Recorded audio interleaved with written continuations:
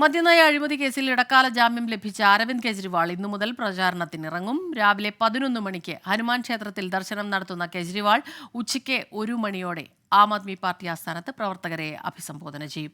വൈകിട്ട് സൗത്ത് ഡൽഹി മണ്ഡലത്തിലാണ് അരവിന്ദ് കെജ്രിവാളിന്റെ road show. Nitin Ambujan ചേരുന്നുണ്ട് ഡൽഹിയിൽ നിന്ന് വിവരങ്ങളുമായി. നിതിൻ, ഇന്നലെ വൈകിട്ട് കെജ്രിവാൾ ജയിലിന് പുറത്തിറങ്ങിയപ്പോൾ മുതലുള്ള ആവേശം, പ്രവർത്തകരുടെ അണികളുടെ ആവേശം അണമുറിയാതെ അതങ്ങനെ ഒഴുകുകയാണ്. ഇന്നിപ്പോൾ ഏത് രീതിയിലാണ് പരിപാടികളൊക്കെ തീരുമാനിച്ചിട്ടുള്ളത്? തെരഞ്ഞെടുപ്പ് പ്രചാരണത്തിന് ഇന്നിറങ്ങുകയാണോ കെജ്രിവാൾ?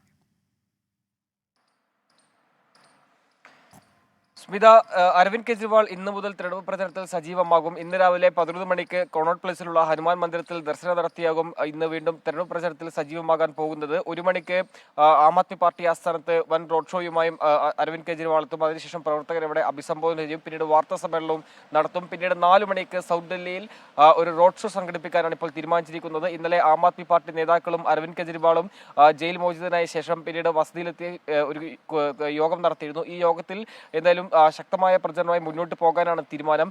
ഇന്നത്തെ റോഡ് ഷോയിൽ പഞ്ചാബ് മുഖ്യമന്ത്രി ഭഗവന്ത് മന്നും അതോടൊപ്പം തന്നെ മുതിർന്ന നേതാക്കളടക്കം പങ്കെടുക്കും. പഞ്ചാബ് കൂടാതെ ഹരിയാന, ഡൽഹി അടക്കമുള്ള 3 സംസ്ഥാനങ്ങളിൽ പ്രചരണം ശക്തമാക്കി മുന്നോട്ട് പോകാനാണ് തീരുമാനം. നമുക്കറിയാം, അരവിന്ദ് കെജ്രിവാൾ ജയിലിലെ ഘട്ടത്തിൽ സുനിത കെജ്രിവാളാണ് അരവിന്ദ് കെജ്രിവാളിന്റെ പ്രചരണമെല്ലാം തന്നെ ഏറ്റെടുത്തുകൊണ്ട് മുന്നോട്ട് പോയത്. എന്നാൽ സുനിത കെജ്രിവാളിനൊപ്പം ഇപ്പോൾ അരവിന്ദ് കെജ്രിവാളും രംഗത്ത് വരികയാണ്. നമുക്കറിയാം, ഡൽഹിയിലെ കഴിഞ്ഞ ഏതാനും ദിവസങ്ങൾ മുമ്പ് നടന്ന ഈ റോഡ് ഷോയിൽ വലിയ തരത്തിലുള്ള പങ്കാളിത്തം സുനിത കെജ്രിവാളിന്റെ റോഡ് ഷോയ്ക്ക് ലഭിച്ചിരുന്നു. സമാനമായ നിലയിൽ തന്നെ അരവിന്ദ് കെജ്രിവാളിന്റെ റോഡ് ഷോയ്ക്കും ഇനിയുള്ള ദിവസങ്ങളിൽ വലിയ ജനപങ്കാളിത്തം ഉണ്ടാകുമെന്നാണ് ആം ആദ്മി പാർട്ടിയുടെ വിലയിരുത്തൽ. പ്രത്യേകിച്ചും പ്രതിപക്ഷ പാർട്ടികൾക്ക് നേരെ കേന്ദ്ര ഏജൻസികളുടെ വേട്ടയാടൽ എന്ന ഒരു രാഷ്ട്രീയ പ്രചരണം ശക്തമായി മുന്നോട്ട് പോകുന്നതിലാണ് ഇപ്പോൾ സുപ്രീം കോടതിയുടെ ഭാഗത്തും ഇടക്കാല ജാമ്യം ലഭിച്ചിരിക്കുന്നത്. അതിന്റെ ആത്മവിശ്വാസം പ്രവർത്തകർക്കും അതോടൊപ്പം തന്നെ ഡൽഹിയിലെ 7 ലോക്സഭാ സീറ്റുകൾ തിരിച്ചു ലഭിക്കുമെന്നൊരു പ്രതീക്ഷ ഇന്ത്യ സഖ്യത്തിനുണ്ട്.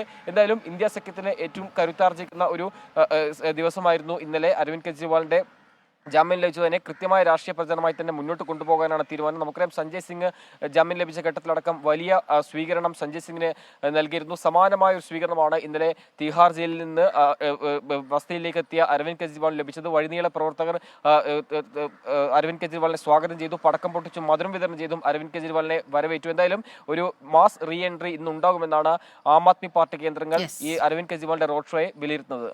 ശരി.